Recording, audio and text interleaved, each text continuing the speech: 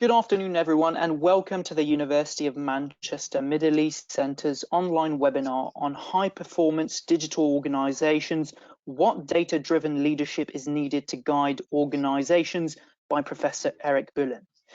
My name is William Walsh, and I will be the moderator of this session this afternoon. So please, if you have any sort of questions during this session this afternoon, please feel free to type them in the questions box, and towards the end of the session we'll try to go through as many of them as possible.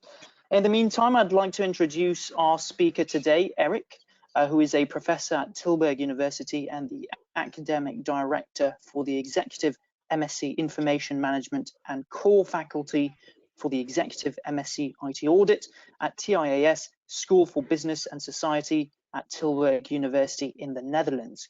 He also lectures Disruptive Technologies at Alliance Manchester Business School, part of the University of Manchester, and he is also an academic supervisor on the Manchester Global MBA Live Business Project. Furthermore, Erik has 25 years of international industry experience at Accenture and Atos, and consulting experience at Alvarez & Marsal, BCG, and KPMG. He led global contracting engagements and has advised CXOs in developing and implementing their global technology strategy, and he also led engagements for global corporate clients that used global delivery centers in China, India, Brazil, and the US. His consulting engagements include digital transformation, benchmarks, and audit.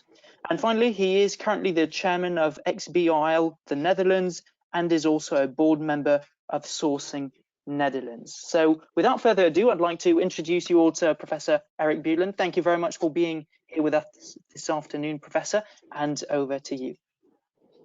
Yeah, thank you very much for this introduction. So thank you also very much for giving the opportunity to talk about a very important topic, data-driven leadership. I think that is what is very important for organizations to focus on that. And what I would like to do here today with you is just to look at that and to see how organizations are doing that. I will provide some academic models, but I also will provide some real-life examples, because I think that is also what we need to do to truly understand what data-driven leadership is. In order to do that, I've prepared this presentation, and what I would like to do at the end is just open up for questions, and we can have some discussion. So I'm looking very much forward to that. If we talk about data-driven leadership, then I think it's good to take first a bit of a closer look at what data is and what is currently going on there, because I think a lot is going on, and if we understand that, that would be a good basis for understanding data-driven leadership. So let me take you to that. First of all, I think it's important to mention that in terms of legislation, in July this year, something big happened. Basically, the European Court, with an immediate effect, said that the privacy shield to exchange data from Europe to the US and vice versa was no longer adequate. That is a big problem, because there's a lot of exchange of data between these geographical areas. So let's just take a closer look. What was the rationale for the European Court to make that decision? What they basically were saying is that the current protection was inadequate. And why was that? First of all, US national security can overrule the rights of freedom of EU data subjects. And EU data subjects, that's people that live in the EU, and that is data subjects, natural persons who have a name, who have an address, and that type of elements of data. And secondly, there is also a concern about what US jurisdiction can do. They can ask for more data. If we look to the legislation that is here in Europe, then that's very restrictive in terms of what can be shared and what not can be shared, and you need to have a good rationale for that. That was all in place with this privacy shield, but now is no longer seen as adequate. So what do organizations need to do facing this court order? First of all, they could consider to do EU data storage. So if you have operations in Europe, then as a company, you are bound to that. So you can decide we no longer do data storage outside the EU, and then you're good. You also can consider to do an ISO certification, because that is considered as sufficient protection and in line with the GDPR compliance regulations which we have in Europe, and which are all companies operating with EU citizens have to comply to, wherever your headquarters is based. So that are options that you have. But fortunately, also the big tech companies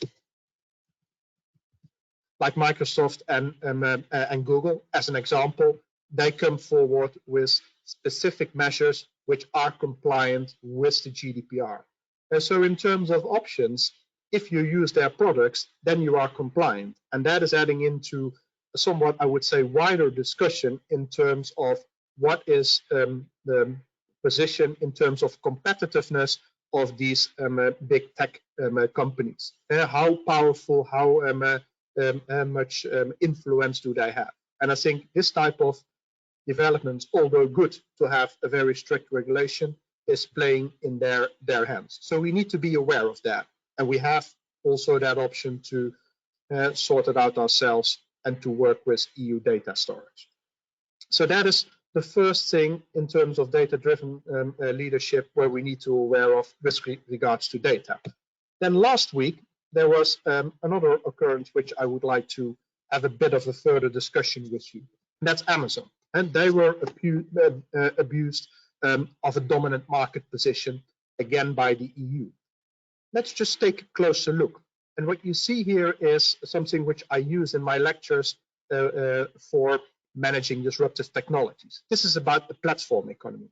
So Amazon is a platform company. So let's just take a closer look on where Amazon is in this platform picture. First of all, they are the owner, which is understandable. Secondly, they have the platform. And so Amazon Web Services is the platform where Amazon.com is operating on. But then they also are the retailer. And so they sell directly goods as a producer to us as consumers. And in addition to that, there are also the independent retailers. They sell us as producers also to us as consumers. But their independency is a bit of the question, and that is where the abuse of the dominant market position is related to. So what we'll see is that Amazon basically has a dual role. First of all, they offer a marketplace where independent sellers can sell their products directly to the consumers. That is what marketplaces are doing. But secondly, they are also a retailer, and you can see that that is where the tension is coming from. Furthermore, what they do is they offer fulfillment services. So if you are an independent retailer and you want your order to be fulfilled, Amazon can help you with that. And so that's, again, in terms of their position in this whole spectrum of platforms, is, I think, something which should concern us, this dual role. And that is where the EU started to send a statement of objections. So let's just take a closer look on what they are accusing Amazon of. Basically, two things. The use of non-public independent seller data. So that is what they do. So the independent seller data, they go in directly via automated systems towards Amazon.com. So they can analyze that, take advantage of that. And that is obviously something which is a concern if you're talking about antitrust. Secondly, they're also going to look into their e-business, e-commerce business practices. And there are two things. First of all, is product placement. If you go to the Amazon website, is your product there on a prominent place, and therefore are you likely to sell, or is it not? And that has to do also with what they have in terms of the fulfillment services. There is a link to retailers who use that and we don't use that. There's also a link to how you can reach best for Prime users, which are the heavy users on the Amazon platform. They buy a lot, so they are the interesting clients. So you can see that they're definitely, if this is all true, taking advantage. And that's why, if confirmed, they would infringe Article 102 which is basically an antitrust breach, and that's a very serious breach. And that, I think, in terms of these two things, personal data and also antitrust related to data, we need to understand before we're embarking on embracing data-driven leadership. Let's just take then a closer look on what Gartner is telling us with regards to the data-driven enterprise. What they basically say is okay, good. If you want to have a data-driven enterprise, then it's not only just use data in your decision making and then you're there. It's really about making sure that you develop competencies, that you're based on that, trying to see what is best for your company and how to generate the information value and make sure that you're doing the right things as a company. In doing that, Gartner sees three key challenges in order to be successful in that area. First of all, organizations don't put data in their core and see it as supportive. Secondly, they don't have a clear responsible person at a senior level in their organizations who is responsible for this. And thirdly, they're not focusing on building competencies, they're focusing on just doing projects, and that projects, their data is used, and that's what then is called data-driven, but it's more about really embedding it, having that in their DNA. What is Gartner expecting for future? Two things. For 2022, 90% is expected to identify the competencies as a critical asset in the company. For 2022, over 80% it's expected that data literacy is part of the strategy, and that is the driver to generate business value. So that all sounds quite ambitious, but it should, because I believe that organizations who don't have that data-driven focus are really running the risk of being disrupted, and that is not what you want to happen to your company. So let's just take from there a little bit of a closer look into data-driven decision making. So what is that? Basically, that is using data on top of intuition, because intuition is obviously, if you need to make decisions, very important, but you need to have that backed up by data. Secondly, I think it's important that it is also resulting in redefining the overall strategy and business models. You're going to do things completely different when you're a data-driven company and when you have embraced data-driven decision making. And the implication is then also that you don't need to do that only at the top.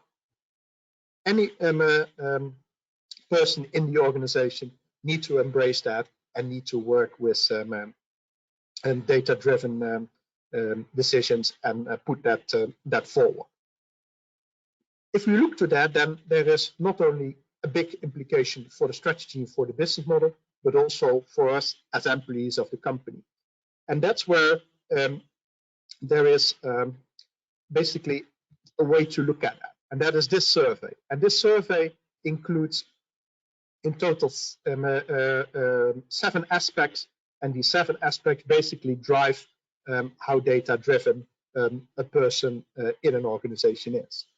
That is affect, cognitive competencies, difficulty, effort, interest, value. And value is in personal and professional life. And I think that you can use, and I really would encourage you just to try that and to see how data-driven you are and how your profile, your competencies are on these 7 aspects, because that can help you to understand. And obviously the question is, should you have on all aspects a score of 100? No.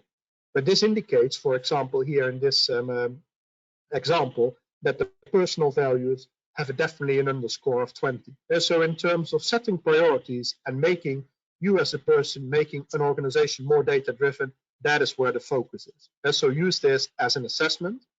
Use this just to transform your organization into a more data-driven organization. That is how you can use this type of surveys which are available for organizations to take. So that's just in terms of framing that.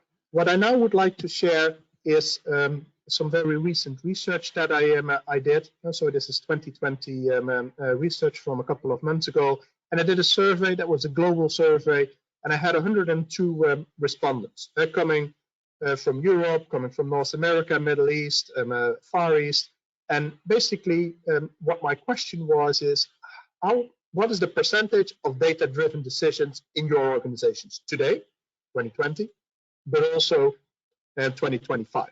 And I made the categories as been listed here, smaller than 5% and over 75%, and everything what is in between. So what we observe from this data is the following. Currently, there are 24 of the 102 organizations which have less than 10% data-driven decisions. So that is, I would say, a low score. But if we look to what is there in terms of these categories less than 10%, then they are completely gone in 2025. That's the expectation of the respondents of this survey.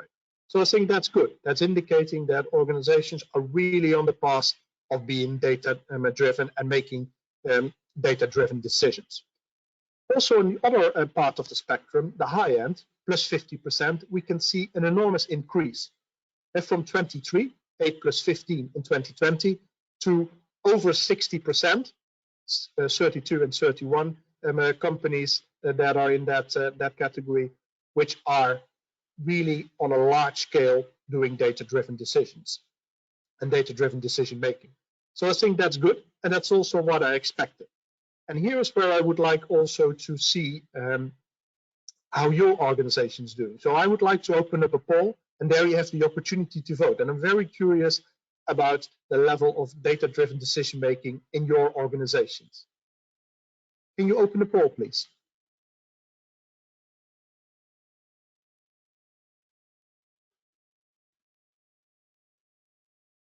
I cannot really see if people are voting, but please vote, because that's... Yeah, votes are coming in at the moment, Erik, as we speak. Okay, very good. Let's just wait a little bit, and then we'll move on, because I'm very curious to see what is the level of data-driven decision making in your organizations. Would it be good just to share the results now? Yeah, absolutely. I'll just get that closed for you and I'll share the results. Yeah, thank you.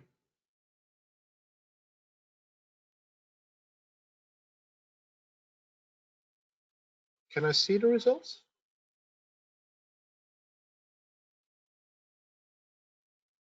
Yeah, so I'm now sharing the results with you all. Oh, okay.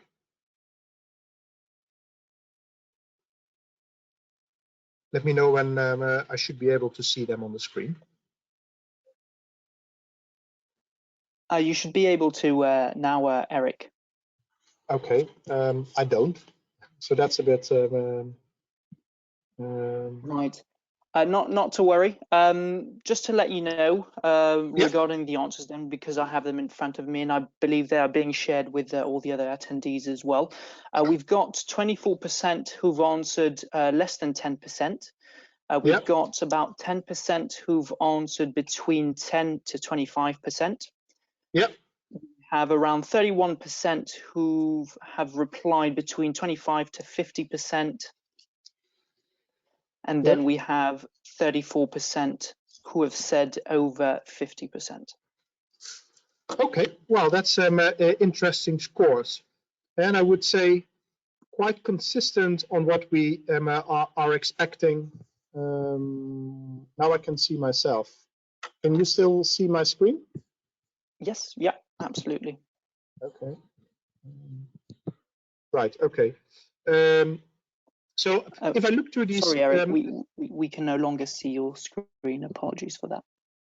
No worries. There we go. Okay, sorry. So what I would say is the 24% of 10% and less, that is quite consistent with what we have here in terms of 23 on 102.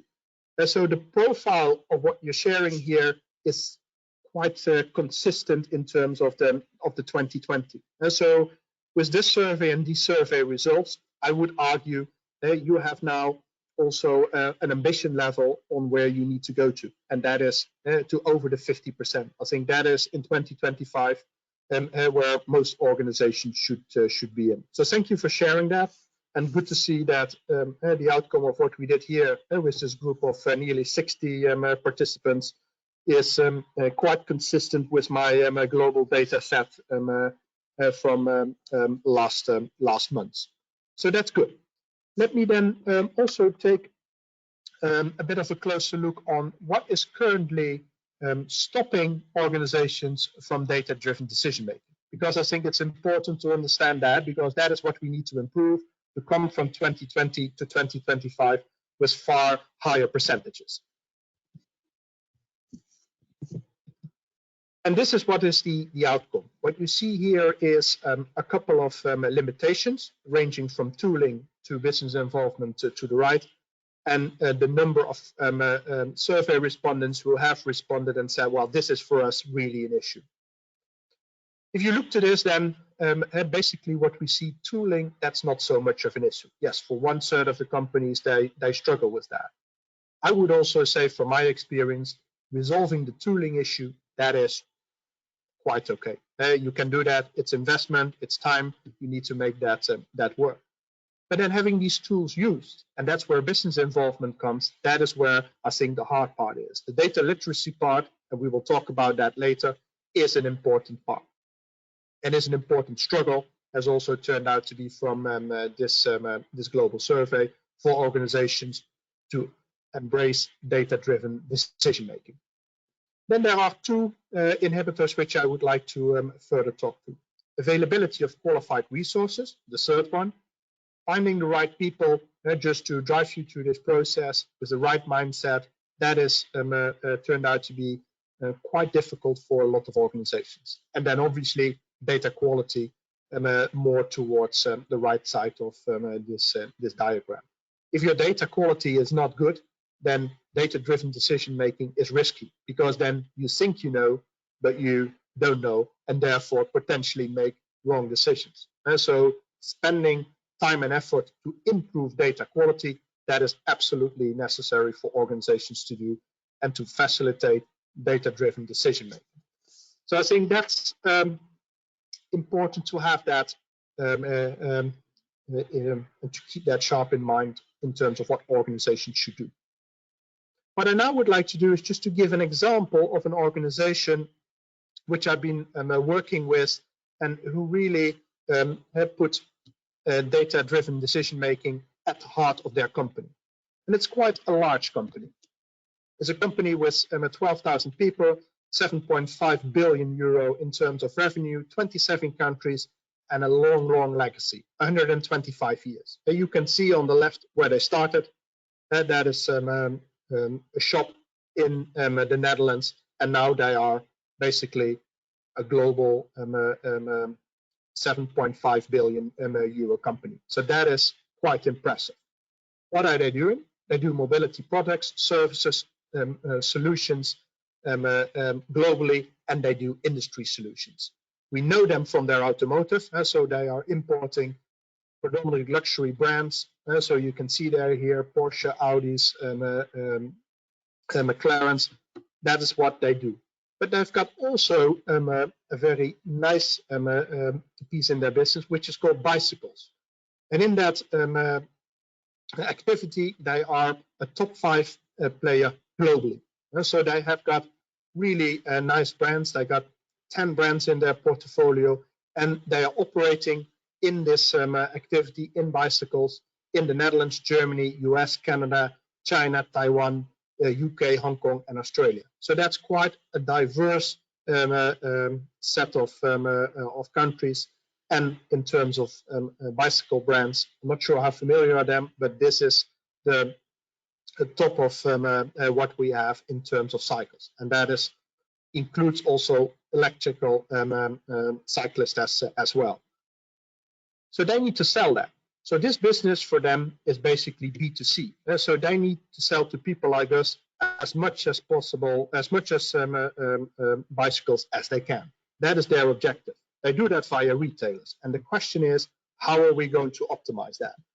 The way that they looked at that is basically that they said, okay, well, here is where we need data just to improve and finding the best locations for the bike retailers. That is what we need to do. So we need to do an analysis. And that's what they did. So they looked at that, and they are going to take the lens that they would like to understand and predict where there is local sales potential. And how did they do that? First of all, they looked at competitor locations. Secondly, they looked at demographics at a certain region. And certainly, they looked at historic sales data. These were the three inputs for the analysis, the model that they built. In step one, they just basically did screen scraping. Screen scraping by finding out where dealer locations are. And what they found, and they assessed 80 brand websites from cycle manufacturers, and then find out 34,000 unique stores worldwide. So that gives them an overview. Okay, well, this is where the shops are. Obviously, they know the retailers which they are currently working with, and that gives them the complete picture. Then they're going to do analysis in terms of demographics. The country or region should be suitable for cycling. So there also needs to be a group of potential buyers. So analyzing the inhabitants of a region and the diversity that is there in terms of gender, age, also the evaluation, how hilly is the landscape. And then they use also Strava cycling intensity, and Strava is a tool, a platform where cyclists just basically track their bike rides, and that gives a good indication of how popular cycling is in an area. And finally, they also looked at purchasing power, because if I like to cycle, but I don't have the money to buy a bicycle, then it's not worth of putting there a retailer in that region. So that's what they combine in terms of where is competition and how attractive is a certain area. And then they built an AI tool for advising where stores should be removed and where stores should be added to the network. And that was the purpose, because they want to optimize their bike retail location network. And what did they achieve?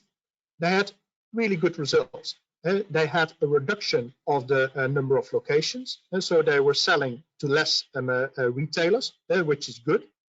Secondly, they had an increased revenue per location, but more importantly, overall, in terms of despite of selling to less retailers, they had an increased total revenue because they picked their locations better. And that is, I think, in terms of based on data, achieving that result is for me very impressive to see that that is the way that this company, a 7.5 billion company, is running their business. What can we learn from that? What additional insights are there to share? First of all, I think organizations need to understand that also industrial policies will have an impact. So again, and I think Europe is there an example. So European Commission really put forward here from a supply chain perspective policies that helps to optimize supply chains and the fluidity of supply chains, which is good. Secondly, I think it's important to understand that sustainability is becoming more and more a very important topic in how to structure and set up supply chains. And that is something in terms of building that into any analysis, building that into any decision making, I think a good thing to do as it is related to supply chain. And so here, the reduction of the locations, so less bike retailer locations, is also good for the distribution and therefore for the sustainability of that particular supply chain. Fewer drop-offs, bigger drop-offs on a very few locations. That is what is driving sustainability. That brings me then to, okay, if we want to achieve this, if we want to do this type of proper analysis, what is then needed? I would argue what is needed is data literacy. So in the study I was referring earlier to, I also try to build a picture in terms of the data literacy of the companies that were involved in this research work. And that is what you see here on the left. What I would like to do is just to talk you through and then see how data literate are your companies, and see if that is also a similar pattern as what we see here.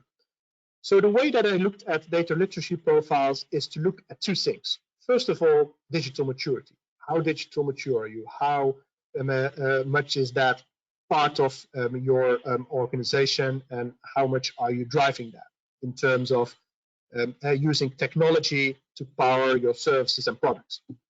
And then the second dimension is the data-driven leadership dimension. That is all about data.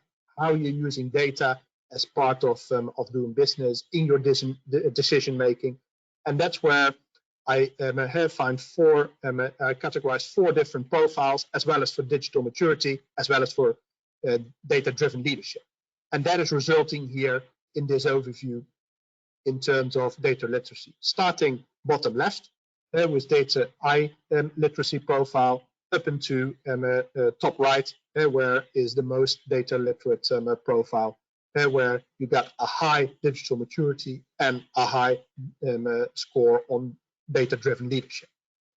If we look to that, then what is remarkable is that Dutch organizations outperform European organizations and organizations from the rest of the world. If we look to the lowest score, with 69% of the respondents out of the 105, there are only 4 Dutch organizations in that lowest quarter. So that is, I think, well, unexpected. And so Dutch organizations do better.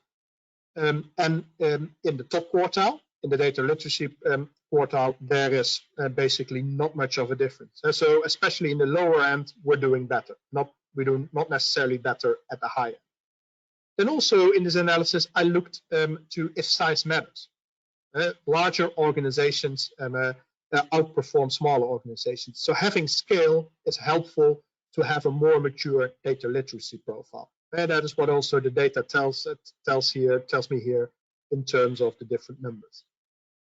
And then it was remarkable that in the lowest category, manufacturing was overrepresented. And so with only 40% of the 105 survey respondents, there were 3 out of the 11 in the lowest part. So that is something which I cannot explain. There's no data to back that up, but just as an observation. And you need to look this from a geographical perspective, from a company size perspective, but also from a sector perspective. So that's what I did in this analysis. So if we have these 4 data literacy profiles, from the lowest end data literacy profile to the high end data literacy profiles, I'm curious to understand where you think you are as a company. And I do understand you haven't completed the full survey, but just a gut feel, how mature are you from high to low? And that's where I want to open up the second poll, just to see how you feel about that. And we have the second poll, please. Yes, yeah, it is up now. Okay. Please submit your votes, and then we can see if you're outperforming this data set of 105, or if you're quite in line with that.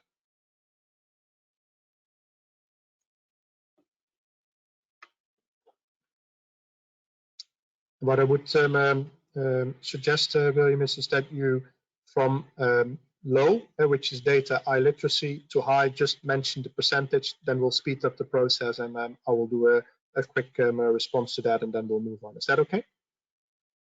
Sure, yeah, absolutely. Absolutely. We'll We'll just wait a couple of more seconds. We've got nearly 50% of everyone that has answered, so we'll just wait another couple of seconds. Not too bad.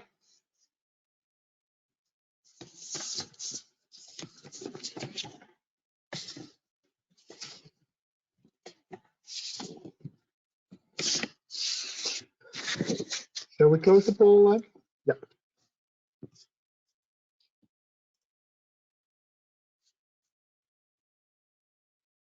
So these are the results that we have. Erik, I don't know if you can see them, but just for your information, we do have 10% who have said that they are data illiterate profiles.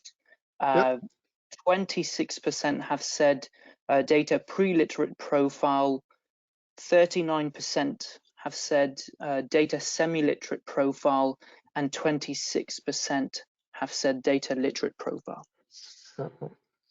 Again, here, I would say that's quite consistent with the difference that in the second one, in data pre-literacy profile, that there is a slightly higher score than what we have. So that means that this audience is seen themselves as a little bit less data literate than what we have here in the survey, but not something which I would say is really surprising. So that consistency in this group compared to the participants in my study is quite there. And you need to think as an organization, what do I need to do just to become better? And that in terms of data-driven literacy is here on this slide. There are 4 things which you need to focus on. It's data quality, and make sure that it's correct, it's complete, and that also in terms of the relationships between the data, that is structured in a very good way. That's important. Secondly, there is data governance. What there is important is ownership. Make sure that that is embedded in the business. That would be my good practice to share. Then business collaboration. How are you going to share data within your organization? Who's got access to what? Data democratization. That type of concepts are important in that area. And keep in mind that in many, many organizations, exchanging data is still impacted by the willingness not to share in terms of running the risk of losing power. And that is something which should not be there. Exchange of data in an organization is extremely important and should be supported by the senior management in any organization. And then we're coming to the aspect where I want to do a deep dive, and that is partnering, exchanging data with external parties in a value chain. That sounds a little bit more adventurous than doing that in your own organization. But again, for most organizations, sharing in their own organization data is already a bit of a challenge, let alone to exchange data across the value chain. In my research, I also asked the question, what is your maturity in terms of sharing data across the value chain? And what you can see here is a Likert scale. 1 is low, 7 is high, and that is what the outcome was. So there are still a lot of respondents who say, well, basically, we're not so good at that. And I would consider everything up until 4 definitely not as outperformed. So you can see the majority of the organizations is just starting to get there. What I also did is I looked at the respondents and looked at their digital maturity profile. And so how digital mature are they? And so what you can see here is that for the scores 5 and 6, there are organizations who have a very low digital literate score, but have a high score on partner. I would challenge that. Typically, these goes hand in hand. So if you look through this data, except for these scores in 5 and 6, most of the data is quite aligned. And so having a similar maturity level in partnering as they have for digital and digital maturity. So that's where we need to understand what is going on here. And what we see is that this poor contribution, that is predominantly coming from the fact that making data accessible to partners, and that is the graph at the bottom, that is the big inhibitor for organizations to do this successfully. And so they need to be able to do that. And what is then important in that? And this is what I find interesting. So I find the 2002 publication in an academic journal, which basically said, okay, well, in order to share this data across the value chain, you need to have strategic agreements backed by trust. And so trust needs to be there, but also a formal agreement. But my question to that is, and I realize we're now 18 years ahead, how is that currently working? If I look to value chains, they're so dynamic. So how are we going to make this work? Doing data exchange while the partners which you're working on in the various value chains you're part of are constantly changing. And I think that's the challenge that a lot of organizations have. Do I have a proper response and advice and good practice on that? No, but that is the challenge where you need to think about that. How are we dealing with this as a company? And then the suggestion from 2002, just set up a formal strategic agreement and a partnership and whatever works, but it's not sufficient. So we need to think about how can we engage with each other, exchange data, and make sure that we don't run the risk of being disrupted by sharing data, because that is where the anxiety comes from in many of these discussions in terms of sharing data. Having said that, then I also would like to take a further step in terms of what actions are needed, because also that is something in the same survey with the 105 participants which we had globally, we asked. So what you can see here is the 4 aspects we talked about earlier: data quality, data governance, business collaboration, and partnering. So that is where we are today. And what is important to see that also in collaboration with business, the sharing part, as well as in data, having the right platforms and tools, facilitating collaboration across data governance communities. In any of these 4 aspects, that collaboration part is there. And I think that is, if we talk about data, if we talk about data ownership, that is something which we really need to understand and make sure that we facilitate that. So that is why having that role embedded in your organization, the recommendation of Gartner, if you remember from one of my first slides, where organizations need to think, okay, well, how are we going to solve that? And then if we're talking about this person, we're getting into an interesting debate. Because for those of you who were also at my previous presentation, I talked there about the Chief Digital Officer. And now we have the Chief Data Officer. I also talked about that last time. But the question is there room in 2025 for a Chief Data Officer? And let me try to explain that a little bit more. So first of all, why did we say that the Chief Digital Officer was a temporary role? It was basically only a digital catalyst. The reason for that is that is something where organizations need to have a focus on digital. That was too much for the Chief Information Officer, or the Chief Information Officer was not empowered, equipped, had the competence to do that. And that's where some organizations on a temporary basis, and still are, appointing a Chief Digital Officer. That's also the way that I look at a Chief Data Officer. We need to become more data literate. That's why we need a Chief Data Officer. So therefore, for me, a Chief Data Officer is a data catalyst, and a data catalyst only. I also would like to add to that if you say you're a Chief Data Officer, then there is an implication in terms of your reporting lines. If I look to the midterm, if I look to the long run, then the person who is responsible for data should be better labeled as a head of data analytics or a director of data analytics, and then report into the Chief Information Officer. Because if I look to what is a good practice, the chief data officers, they focus on data literacy, on evangelization related to data, obviously, improving of the data quality, and to set data qualities and guidelines. That's not C-level. That is a very important role. That's a head of or a director role, but not a chief data officer. It's not on a C-level role.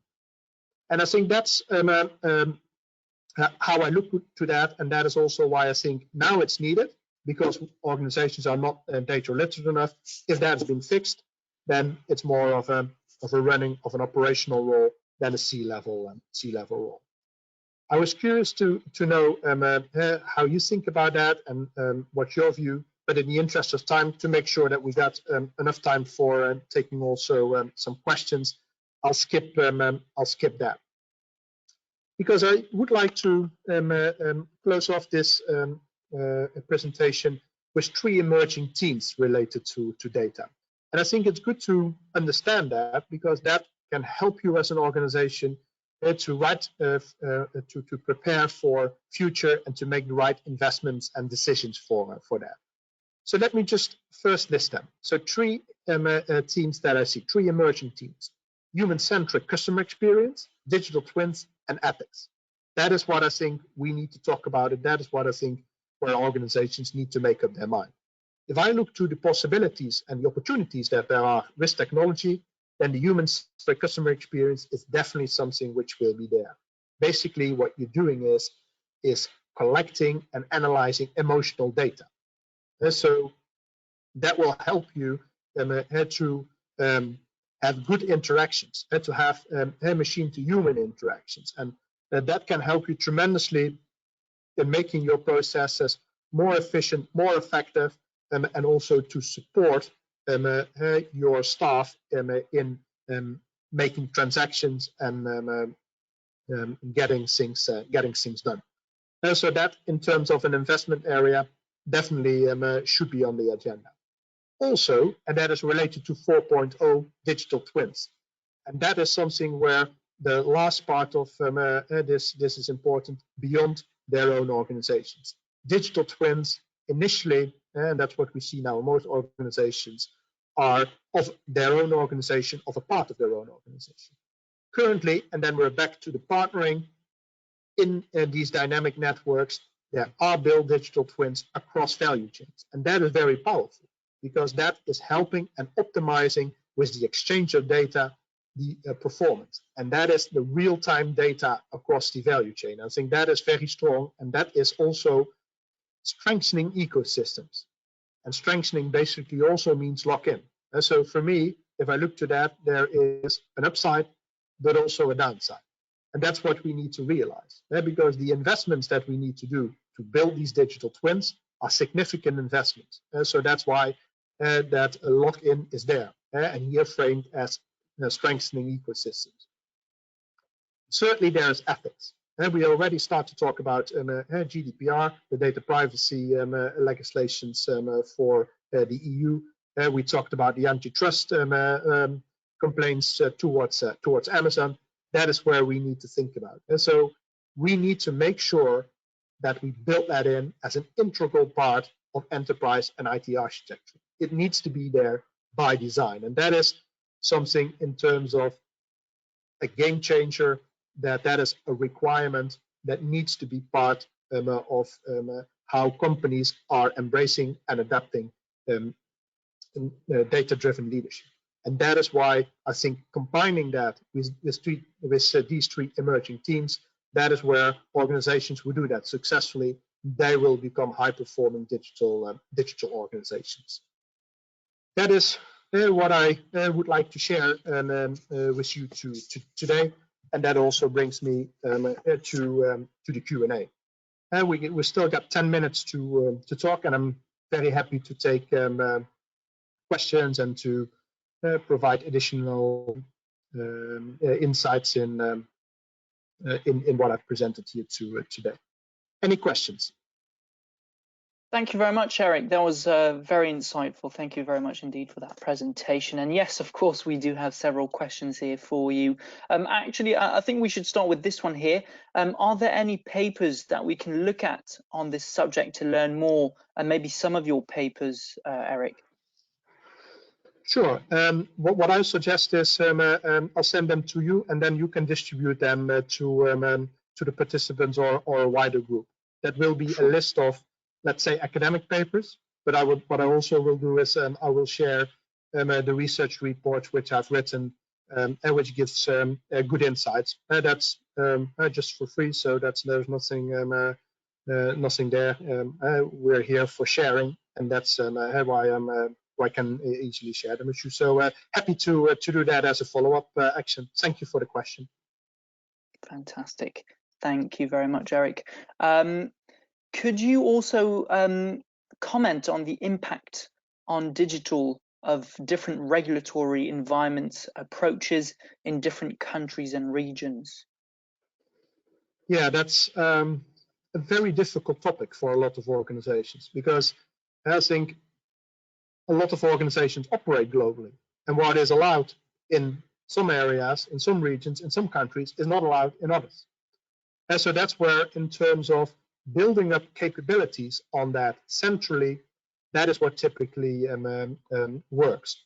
And then make sure that you have that policies and you can provide guidance and oversight to these local countries. That is not different from, let's say, the non-tech regulations. So you need to build up expertise there, and you also need to accept that scaling up of concepts is sometimes simply not allowed. What you're allowed to do in the US, you may be not allowed to do that, for example, here in Europe. So you need to consistently think about that and have that as a decision parameter in any decision that you make. Okay, we're going to invest in this to make the data do this and this for us. Is that working in countries? Is that not working in countries? How does the profile look like? The example I gave from PON, from the bicycles, and they are a European company.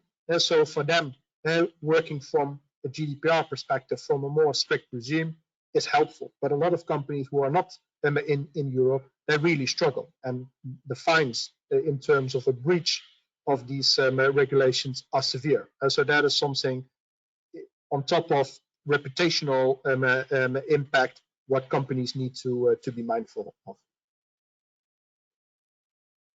Fantastic. Thank you. Thank you very much for that, Erik. We've got another one here. Is the adoption of cloud technologies a key factor in becoming more data-driven? Sorry, of what technology? The line was breaking up. Not a problem at all. Is cloud technologies a key factor in becoming more data-driven? Yeah, definitely. I didn't include that into my presentation, but one of the questions in my survey was also, what are the platforms that you're using? And what we see is that in terms of approaches like waterfall compared to a platform as a service, software as a service, that is dominant. It's already dominant now in most companies, but I also asked there the question, where are you in 2025? It's a no-brainer. You should use cloud technologies just to power data-driven decision-making. There are implications in terms of compliance, and we talked about that on the first slide, but that is, I think, in terms of in good hands of these tech companies, because they don't benefit from selling you not compliant products. And so they take on a wider scale, so not for you as an individual client, but for their entire client base, take care of that. But then there is also the debate of how secure is that? Are our data in good hands with a cloud service provider? I think that is a very, very relevant question, and that requires assessment by platform and then decide wisely. But that's always a risk. And I would also say that if you're concerned about security, about cybersecurity, then also think through how secure is my own data center? How large is your operation compared to the operation of a cloud provider? And that can help you just to make an informed decision and to avoid that you're running A, a compliance risk, and B, a security risk. But cloud, for sure. Fantastic. Thank you very much, Erik. Someone here is asking, what industry sectors and regions are most advanced in data-driven leadership? when I looked at it, and I can only look to the data set I've collected, there were not significant differences across the region. That has obviously to do with the limited size of my data set. I had only 105 respondents, so that makes it, in terms of trying to generalize that, very difficult, because there are lots of other factors who are also playing a role, which is sector and which is size of the company. So then, if you all want to rule that out and then take that lens, that is simply not possible. But I would argue that in the short run, with all the regulation, the EU is impacted and is therefore slowed down compared to the rest of the world. The only thing I would like to believe is that if you're complying to that regulation, you're not only restricted, because you definitely are, but also that forces you to think more structurally about your data. So I think in the midterm, European companies or companies with a significant business in Europe and therefore are obliged to be compliant with these regulations will be advantage of that, because they have been forced to think more structurally about how they use their data, how they structure that, and they have started to invest in enterprise and IT architectures just to facilitate the data storage, to facilitate the data exchange in the company, across the value chain, in a proper way, in a structured way. They were forced to make these investments, and therefore, in the mid and long term, they might be benefit from that. But time will tell. But that's my hypothesis. Brilliant. Thank you very much for that, Erik. We've got another one here from Bada, who's asking, what is the impact of a data-driven approach on the digital transformation journey for organizations? Excellent question. It's fast tracks, and that is why it's important. That's also, and maybe I should have started that at the beginning of our presentation. My desire to do this study is that I think that companies that are good and are data-driven in terms of their decision-making, they really can make better decisions in terms of how they want to develop their digital offerings, because they know better, they got a good insight in what is having what impact, what is going to work on the market or not. How can they adopt their products? It's just really an accelerator to do digital on a larger scale and to do digitally more one-time right, more successful. That is how I see data, and that is why I'm so passionate about it, because I think that can really make the difference for organizations, and that's how they can outperform their competition and make sure that they're not being disrupted. Fantastic. Thank you very much for that, Erik. I think we'll take one more.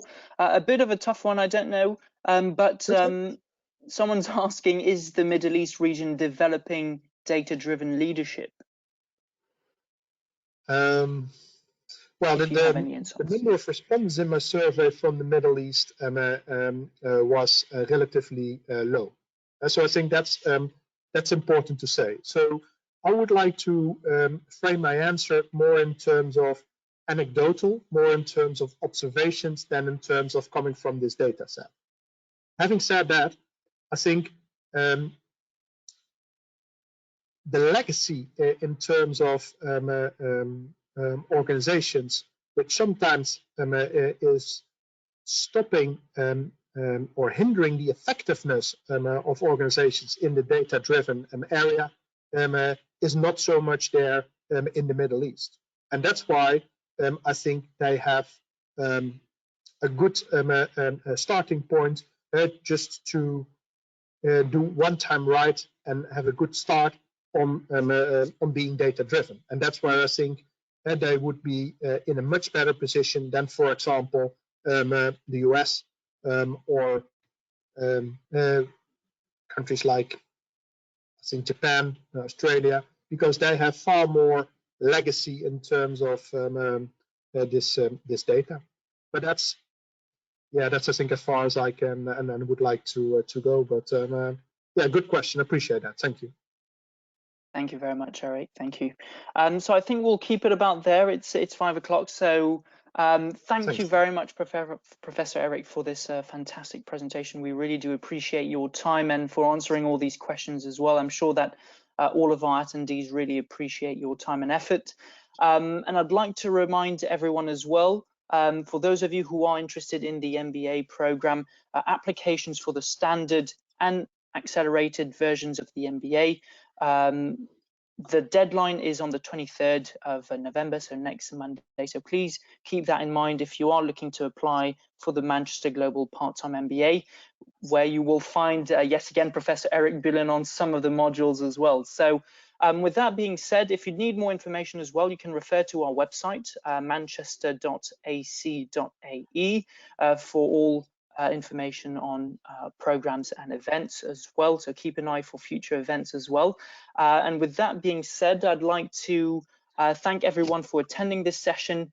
Thank you very much, Professor Erik Beulen, as well, and wishing you all a very good weekend to all of you in the Middle East. Thank you very much and have a great evening. Thank you. Bye. Thank you.